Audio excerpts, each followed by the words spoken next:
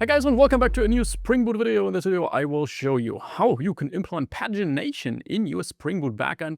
This will be a Java tutorial. I know a lot of my videos here are Kotlin only, but I decided to also try Java here for Spring Boot since it's just much more spread in the industry. In the end, you probably want to learn Spring Boot in order to also increase your chances to get a job. That's why we use Java, but it's very, very similar to Kotlin. So after watching this video, you will know how you can implement an endpoint like this where we fetch some to-dos, we can pass a specific page with a specific page size, and if we then send this request, then you can see we get a bunch of to-do items back here, which are just sample to-dos that I inserted in a local MongoDB instance. And these to-dos are in fact paged. So this content list here in this JSON structure contains exactly 20 items in this case for page 0. If we scroll very to the bottom, then we also see some information about the page. So the current page size, which page we're at, how many elements there are in total.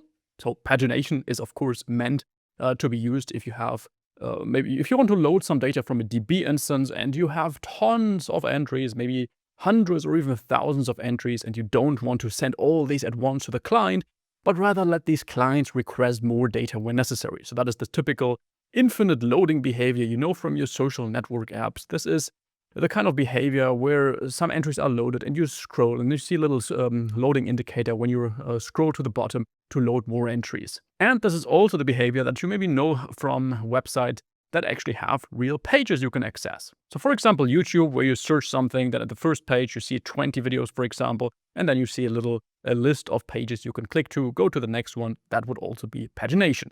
And here, what I've prepared for this video is not a lot. It's really just a blank Spring Boot project, just with a few default dependencies set here. So I'm using Gradle Kotlin for dependency management, but if you're using Maven or something else, then that of course also works. You just need to adjust those dependencies a little bit. So I'm using here the Spring Boot starter MongoDB. This also works with other database frameworks that you're using. I use the Spring Boot starter web, and I've also added this Lombok dependency, which is optional, but it helps us to inject certain Spring Boot beans a little bit more easily. So let's dive into it. And here in our root package, the first thing we want to implement is just a new package, which I call, let's call it repository, in which we first of all want to create a to-do here. So a specific document, that is how these entries are called in MongoDB. In SQL databases, that would be a table, so that we of course have something to respond with here in a paginated way in the first place. If we're using Java, then we can make this a record, assuming we're using Java 17 at least. So a record, if you come from Kotlin, this is the equivalent from Java as data classes in Kotlin. So we can directly specify such a record, so what kind of data to do consists of here directly in the class itself, without manually having to define a constructor.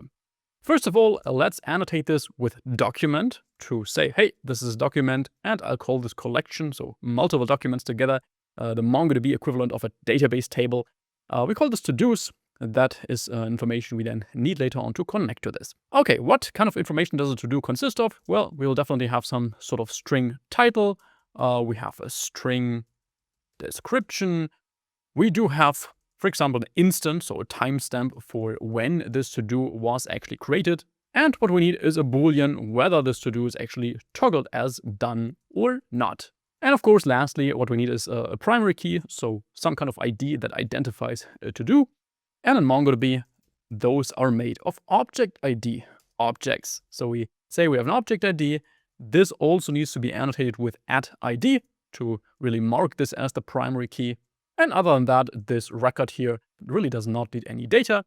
The next step would be to go to repository and create a new interface, which will be our to-do repository. So that's the place where our to-dos are actually coming from. So where we specify which DB queries we want to execute for our MongoDB instance. And that's also the first place where we have to deal with some sort of pagination logic already.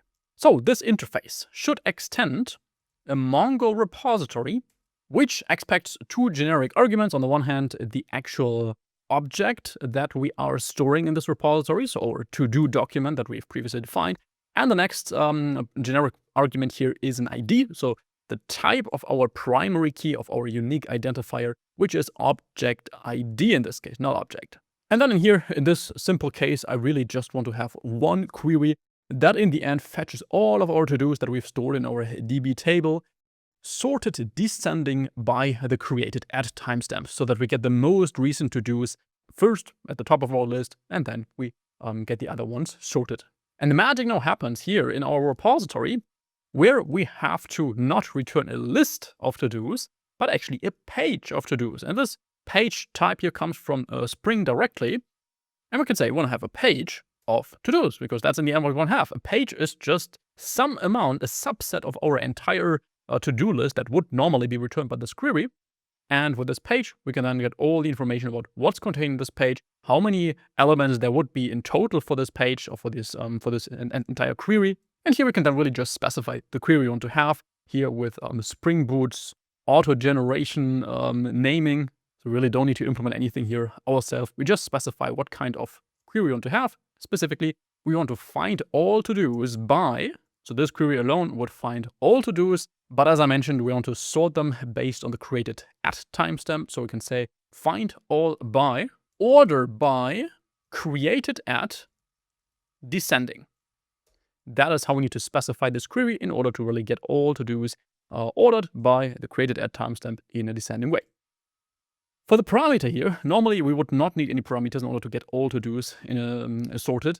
But since we are working with pagination, we also will need to pass some sort of information to this query, how our pages should look like. So the page size specifically, how big our pages should be, and which page we are, of course, planning to load. That is an information this query, of course, needs. And this works with so-called pageables in Spring Boot. That is a Kotlin way of writing it. I'm programming too much in Kotlin. We want to use these pageables and say we have a pageable in here, and that just a semicolon. So with this pageable, we really just pass in information about the current page we want to load and how big our page should be. And the resulting page then contains information about that current page, so the actual elements from this query, together with more information about the entire pagination operation or pagination request. Most importantly, how many elements there are in total. So our clients will then also know how much they can still load and when to actually stop making new requests. And with this repository, the next thing we can now do is we can create a little controllers package in which we have a simple to-do controller. Well, in normal Spring Boot MVC architecture, you would have a service layer here that talks to this repository. But since this should be a super simple tutorial, we can use this repository here directly inside of a normal Java class. This must be annotated with a REST controller. So we say, hey, this is actually a class that contains real HTTP endpoints. We want to annotate this with request mapping. So I want to say, hey, all requests that this controller should handle go to the relative URL /todos. And lastly, I want to set the required args constructor here, the annotation for that, which will simply generate a constructor for us. This is what comes from this Lombok dependency I mentioned here. It just makes things a little bit more easy in Java-based Spring Boot projects, that it takes away the boilerplate from us to generate or to write these constructors. Lombok also comes with other such annotations that also reduce boilerplate. So in here we can say we have a private final to-do repository, call it repository. And here, normally you would need to initialize that, but since we have this annotation, this will automatically be resolved, and the necessary code to initialize that will be generated by the Lombok plugin. And well, in here, we really just want to have a get mapping. So if we call the /todos get endpoint, then we want to have a function here that really returns a specific page that we requested. Spring doesn't like it if we return the page here directly, so the page of to-do, even though that would work, but this is considered unstable, so the JSON structure may not be consistent there. Instead, Spring wants us to return a paged model instead of type to-do. So this is just a class that wraps a to-do that contains the entire information about our pagination request. Then we can call this, I don't know, for example, find all to-dos. We want to pass two request parameters. So those are these things that we specify here for the endpoint, that we want to have a specific page and a specific page size. Those parameters we can get in this function here by having this request param annotation where the value is equal to page. So that's the first one. The default value can be 0. So if we don't specify this argument, then we will just load the first page with the index 0. So we can say we have an integer page here and can duplicate this. Other than that, we have a size parameter where the default value is, say, 20. So 20 to-dos will be loaded here at once, not to-do, but actually size. Remove the comma here, and then we can jump into the body here. And then you can see the AI already suggests what we want to type here, specifically this one, the Pageable that we now need to create, since that is, of course, what we need to pass here to our request in the repository. And the Pageable is typically created with page request.auth, passing in our page and the size. So just all the information we need for this pagination request. Next up, we can then load our actual pages by saying, hey, that returns a page of type to-do. We can say, hey, those are our to-dos. And we get those from our repository, find all, by order by, credit at descending. And in here, we pass our Pageable. It's really that easy. And now we have a page of to-dos, and that's really all we need in order to return that as a paged model. So we can say we return a new paged model here, which now takes a page of to-dos. And luckily, we already have these, so we can pass in our to-dos that we got from our database instance. And that's our endpoint. We have 3 lines here, how we can implement pagination on the Spring Boot backend. Well, maybe 4 lines with this query here, but this query you would have anyways, also if you wouldn't have pagination. So this is super easy. And if we run this, then, well, I don't know if it will run for you because you need to have a local MongoDB instance here running. I do have that, so you would need to spin up a local MongoDB here in this case, have a sample table, insert some sample entries. You can set this up, for example, with the MongoDB shell, but to show you that this already returns valid data, here I've stopped my other backend, and now only this one is running on the port 8080. So we can say, hey, HTTP, localhost, specify the port, /todos, specify our page sizes, and now if we actually request this, then we get valid data, yes. So this is all random data here, and if we take a look at the dates here, then if we now pass in the second page with the index 1, then these dates here that we now load should actually be earlier than this one. So they should be in the past since we've ordered them descendingly.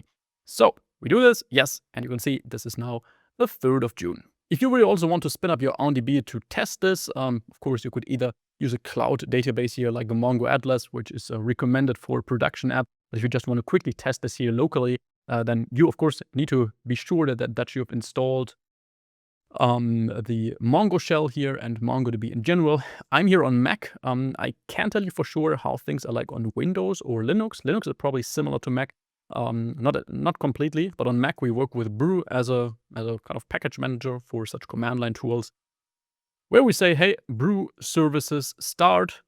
Personally, I have the MongoDB Community Edition version 7.0. That's something I called here, started the service, and then you can, for example, go in here in your root package, create a new directory. We call, for example, temp, just a temporary directory, and then we can use the MongoDB service. So that is really the service that maintains your database, that is active and accepts connections. And we can say, hey, we have a DB path for our temporary DB, and that is simply our temporary path. If we do this, then I get an issue here because my MongoDB service is already running. But for you, that should hopefully work. And then your temporary directory here should actually have some data, some MongoDB files. And then you just need to keep your console window active, and you can test this whole thing. Of course, relaunch your Spring Boot backend so it can reconnect after it failed. And then just make a request in Postman with curl, whatever you prefer. With your actual client, of course, and then you will hopefully see a similar response as I did.